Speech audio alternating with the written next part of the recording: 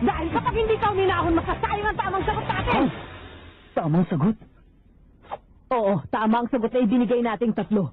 Dahil ang tamang sagot sa pagsubok na ito ay katahimikan. Ano? Pakipaliwanag nga. Ikaw ang nakaisip. Sinigaw mo pa nga kanina ang tamang sagot. Ha? Kahit ano pang sabihin ninyo, walang pwedeng tamang sagot sa tanong ninyo! Ganun na nga, walang tamang sagot sa quiz na to. Pero ang patakaran ay, kung magbibigay tayo ng sagot, number 1 or 2 lang ang pwede nating pagpilian. Sa makatuwid, walang tama sa mga yun. Kaya hindi natin kailangan sumagot.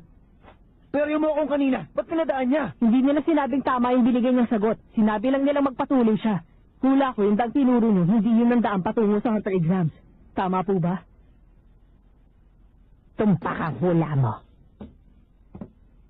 Ang tamang daan ay nandito. Inutumbok nito yung puno ng sedro. 2 oras na lakad lang. Ito pala. Ang buong akala ko kanina.